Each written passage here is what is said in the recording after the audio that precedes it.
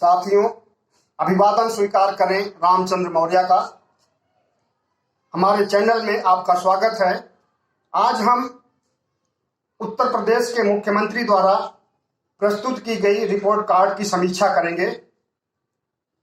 4.5 साल पूरे होने पर आज उन्होंने अपनी पीठ थपथपाई है खुद से और अपने कसीदे पढ़े हैं खुद से और देश की जनता को, प्रदेश की जनता को गुमराह करने का काम किया है झूठी रिपोर्ट कार्ड पेश करके।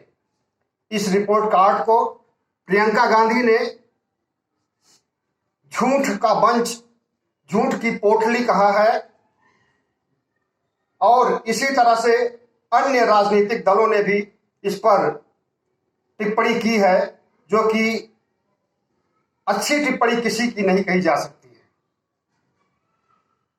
4.5 साल पूरे होने पर आदित्य योगीनाथ ने जो रिपोर्ट कार्ड पेश किया है उसके कुछ बिंदुओं पर हम चर्चा करेंगे, लेकिन उससे पहले ये जान लीजिए कि उस रिपोर्ट कार्ड में सिर्फ उपलब्धियों का वर्णन है। जो कुछ उत्तर प्रदेश में नकारात्मक हुआ है, जो कुछ नाकामियां रही हैं, जो कुछ गलत हुआ है, उसका कहीं चर्चा नहीं है। उसका निष्कर्ष उसको तो हम आप जैसे लोग मिल करके उसकी समीक्षा करेंगे कि इन 4.5 सालों में इन्होंने क्या किया। इन्होंने कहा कि हमने बेटियों को सुरक्षा दी है और बेरोजगारों को रोजगार दिया है, युवाओं को रोजगार दिया है। तो सबसे पहले हम बेटियों की सुरक्षा की चर्चा करते हैं। बेटियों की सुरक्षा के मामले में उत्तर प्रदेश कितना संवेदनशील राज्य है, उसकी बानगी तो हाथरस से मिल गई थी। और सिर्फ हाथरस ही नहीं, हाथरस जैसे कितने कांड हुए, बदायूं में हुए, बुंदेलखंड में हुए और भी कई जगहों पर लड़कियों के साथ, मासूमों के साथ रेप हुआ और रेप के बाद उन्हें मार दिया गया। इनकाउंटर कितने हुए, कितने फर्जी इनकाउंटर हुए, इन सब की चर्चा उन्होंने नहीं किया। अब देखिए, उत्तर प्रदेश हाथरस कांड में जो नया अपडेट है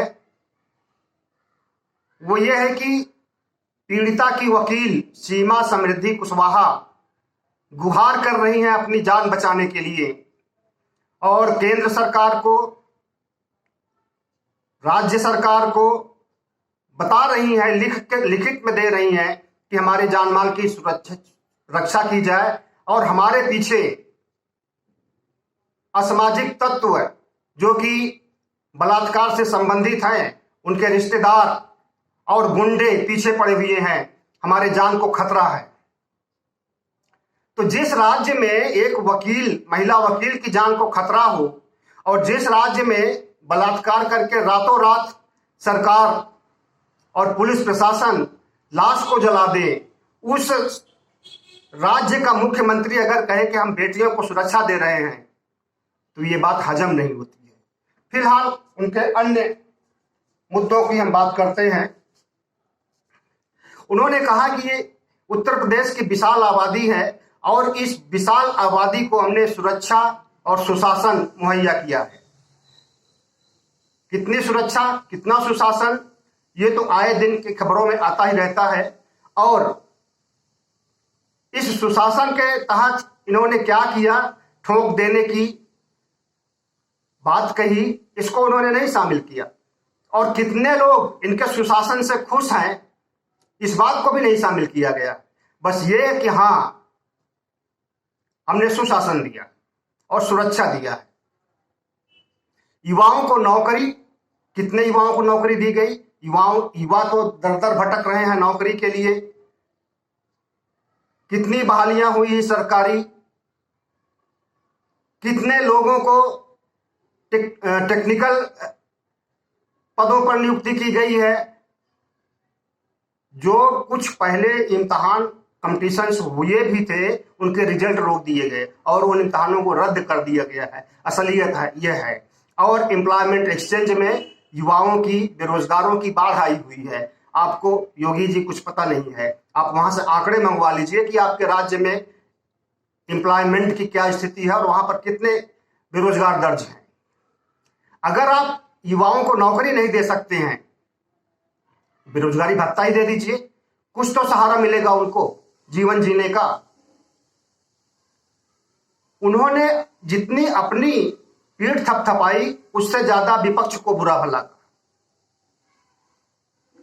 विपक्ष के ऊपर हमलावर रहे शुरू से अंत तक, और यहां तक कि मुजफ्फरनगर दंगों के लिए भी विपक्ष को जिम्मेदार ठहराया। मुजफ्फरनगर दंगा कब हुआ था? 2019 18-19 में हुआ था, और उस समय बीजेपी और आरएसएस पश्चिमी उत्तर प्रदेश में सक्रिय था।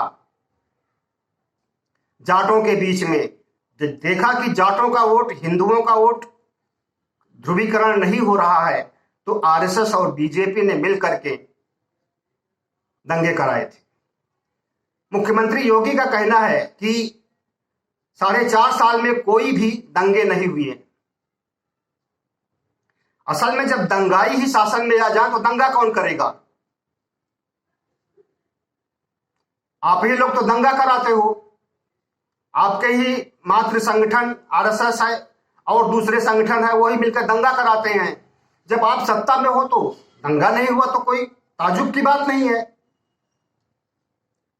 उनका कहना है कि भ्रष्टाचार का एक भी आरोप हमारी सरकार के ऊपर नहीं लगे हैं। सही बात है, जब आपने मीडिया को खरीद लिया है तो भ्रष्टाचार की खोज कौन करेगा? स्ट्रिंग ऑपरेशन कौन करेगा? रिपोर्टिंग कौन करेगा? कोई नहीं करेगा। वो तो खरीदे हुए पिट्ठू है, बिके हुए हैं। तो वो आपकी गुणगान करेंगे, चारण भाट का काम करेंगे, या वो आपकी रिपोर्टिंग करेंगे? अगर भ्रष्टाचार का नहीं हुआ आपके कहने के अनुसार, तो आपके इस कथन में सत्य नहीं है। कोई भी सरकारें, वो चाहे राज्य सरकार हो, चाहे केंद्र सरकार हो, चाहे पहले की सरकार हो, चाहे अब की सरकार हो, बिना भ्रष्टाचार के उसके कार्यकाल पूरे नहीं होते हैं। भ्रष्टाचार करके ही तो कमाई होती है, और भ्रष्टाचार करके ही तो चुनाव का पैसा निकाला जाता है। ट्रांसफर पोस्टिंग का को उद्योग मान लिया गया है, और इस उद्योग में कितना कमाई आपने किया उसका आंकड़ा आप नहीं दे सकते हैं। लेकिन आपने ये कहा, बिना पूछे ये कहा कि हमने ट्रांसफर पोस्टिंग उद्योग से में कोई करप्शन नहीं होने दिया। अगर बिना पूछे आप इस चीज को कह रहे हैं तो इसका मतलब कि खूब होने दिया है। और इसको तो वही लोग बताएंगे जिन्होंने घूस दिया है, घूस दे के मालदार स्थानों पर अपनी पोस्टिंग करवाई है। उन्होंने कहा कि केंद्र की 44 परियोजनाओं में जो कि विकासोन्मुख परियोजनाएं लागू की गई हैं, उसमें यूपी नंबर 1 है। अब कौन कौन सी परियोजना में आप नंबर 1 हैं, कौन कौन सी परियोजना में आप फिसड्डी हैं, कौन कौन सी परियोजनाएं कहां तक पूरी हुई हैं, ये तो जांच का विषय है। लेकिन हमारा ये कहना है कि उत्तर प्रदेश सरकार नहीं, मोदी सरकार, केंद्र की सरकार बहुत सारी परियोजनाएं लाई थी। सिर्फ 54 ही नहीं, 44 ही नहीं थी। उन परियोजनाओं में स्मार्ट सिटी बनाने का ख्वाब दिखाया गया था, और स्पीड गति से चलने वाली ट्रेन, बुलेट ट्रेन के लोक लुभावन बातें कही गई थी। इस तरह से बहुत सारी परियोजनाएं ऐसी हैं जिनकी की शुरुआत नहीं हुई, या जिनकी शुरुआत हुई भी उन्हें बीच में ही ठप कर देना पड़ा आर्थिक अभाव के चलते। तो कौन सी परियोजना, नाम नहीं बताया, सिर्फ आपने 44 परियोजनाओं का नाम बताया है। अगर आप परियोजनाओं का नाम बताते तो हम तफ्तीश कर सकते थे। खैर, मुख्यमंत्री ने कहा कि 1,56,00,000 लोगों को एलपीजी गैस कनेक्शन दिए गए 2014 से लेकर के, और 2021 तक 1,56,00,000 लोगों को उज्ज्वला गैस के कनेक्शन दिए गए, जिसका प्रचार 2019 में भी किया गया, 2017 में भी किया गया, और 2021 में भी किया जा रहा है। और इस उज्ज्वला गैस कनेक्शन की हकीकत क्या है वो भी आप जानते हो कि लोगों को गैस के कनेक्शन तो मिल गए, सिलेंडर तो मिल गए, लेकिन गैस को रिफिल कराने के लिए उनके पास पैसे नहीं है। फिर से उसी चूल्हा फूंक दुनिया में लौट गए वो लोग जिनको आपने कनेक्शन दे रखा है। कोई भी उपभोक्ता गैस को रिफिल कराने की स्थिति में नहीं है, कंगाली है, अर्थाभाव है। और वो कंगाली, उस अर्थाभाव के लिए, उस गरीबी के लिए कौन जिम्मेदार है, सबको पता है। आपने कहा 6 करोड़ आयुष्मान बीमा धारकों का बीमा कवर किया गया। अब कितना सच्चाई है, कितना अफसाना है, इसको तो आप ही जानते होंगे। लेकिन ये कहना कि 2 करोड़ 53 लाख लोगों को किसान निधि से सम्मानित किया गया है, ये योजना गवर्नमेंट की है और भारत सरकार की है, जो कि डायरेक्ट खाते में पैसा जाता है किसानों के। और इस योजना में जिनके बारे में कहा जाता है कि उनके खाते में पैसा गया है, ऐसा नहीं है कि किसी के खाते में नहीं गया है, लेकिन जितना लोगों के बारे में प्रचारित किया जाता है, पता करने पर उतने लोगों के खाते में पैसा नहीं जा रहा है। योगी जी, मान लेते हैं कि 2 करोड़ 200 करोड़ 53 लाख रुपए आपने दिया जो है, या अब इसको आपने दिया या मोदी जी ने दिया, पहले ये निश्चित कर लीजिए। क्योंकि मोदी जी तो कहते हैं कि हमने ट्रांसफर किया बटन दबा करके, और आप कह रहे हो कि आपने दिया है। 15 करोड़ लोगों को निःशुल्क राशन दिया गया। कितना राशन दिया गया? 5 किलो। परिवार में 4 सदस्य हैं, 5 सदस्य हैं, 6 हैं, 8 हैं, 10 हैं, या 1 सदस्य है। 1 सदस्य वाले को भी 5 किलो, 10 सदस्य वाले को भी 5 किलो। और जिस थैले में दिया गया उसमें अपना चुनावी प्रचार भी, अपनी भी फोटो, प्रधानमंत्री की भी फोटो, कमल का फूल लगाना शायद भूल गए, अगली बार लगा दीजिएगा उसको भी। किसान कर्ज माफी, कितनी किसान कर्ज माफी की गई, ये आंकड़ा नहीं दिया आपने। और किसानों की कितनी आत्महत्याएं हो रही है, पूरे देश में हो रही, उत्तर प्रदेश में ही नहीं। जब उत्तर प्रदेश सबसे बड़ा राज्य है तो उत्तर प्रदेश में सबसे ज्यादा किसान आत्महत्याएं भी होती होंगी। लेकिन आपने कहा कि किसानों की कर्ज माफी की गई। कितना कर्ज माफी की गई है इसके विस्तार में नहीं गए, आप न जानना चाहते हैं, क्योंकि कर्ज माफी हुई है नहीं है। किसान आत्महत्या को रोकने के लिए आपने क्या प्रयास किया है? और सबसे बड़ी समस्या गांव में किसानों के पास इस समय जो है उसको तो आप बताया ही नहीं आपने। किसानों की समस्या सबसे बड़ी है आवारा पशु। आवारा पशुओं के चलते सारी फसलें चौपट हो रही हैं, और उन आवारा पशुओं के लिए जिम्मेदार आप हो। आप गाय के बच्चों को, गाय के बछड़े को बिक्री नहीं होने देना चाहते हो कि हाँ वो बिक जाएंगे तो कटने के लिए चले जाएंगे। और आजकल कोई बैल रख नहीं रहा है कि हाँ पाल पोस करके बैल बनाएगा उसको, तो इसलिए उनको छोड़ दिया जाता है। गाय से बच्चा पैदा हुआ, बछड़ा पैदा हुआ, छोड़ दिया गया उसको। भैंस का बच्चा पैदा हुआ, छोड़ दिया गया उसको।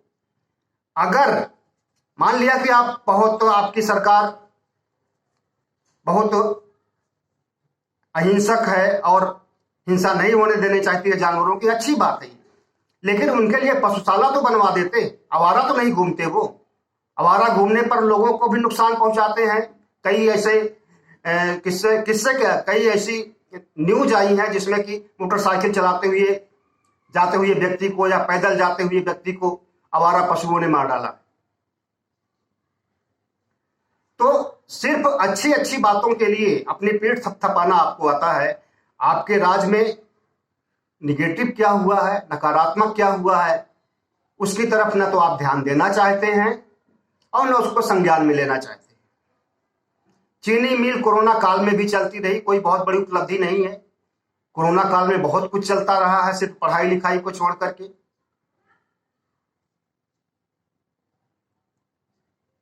एक चीज आपने बताया नहीं जब कोरोना की बात आई है कि कोरोना काल में मौतें कितनी हुई हैं, कितनी मौतें वेंटिलेटर नहीं होने की वजह से हुई हैं, कितनी मौतें ऑक्सीजन नहीं होने की वजह से हुई हैं, कितनी मौतें अस्पताल में भर्ती न होने की वजह से हुई। इस आंकड़े को नहीं बताया आपने कि सिर्फ इतने ही लोग मरे हैं हमारे यहाँ। अगर बताते तो फंस जाते, क्योंकि लाखों में है वो आंकड़े। कोरोना में जो मौतें हुई हैं उसके लिए कौन जिम्मेदार है? आपकी सरकार जिम्मेदार। स्वास्थ्य सुविधाएं मुहैया कराने का काम किसका होता है? सरकार का होता है। आप उसमें फिसड्डी साबित हुई।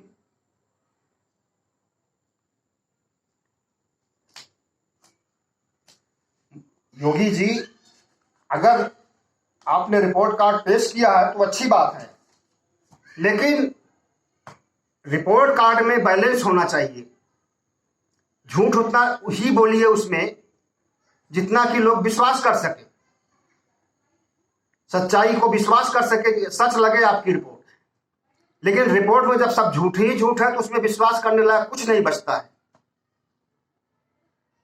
फिलहाल हमारा तो काम है समीक्षा करना, आपकी बातों को, आपकी कही हुई बातों को अपने ढंग से, तथ्यों के ढंग से, तथ्यात्मक ढंग से जनता को बताना और जनता को जागरूक करना। बहुत बहुत धन्यवाद। हो सके तो चैनल को सब्सक्राइब कीजिएगा और शेयर कीजिएगा ताकि हमारी बात, हमारी आवाज ज़्यादा से ज़्यादा लोगों के पास तक पहुंच सके। धन्यवाद।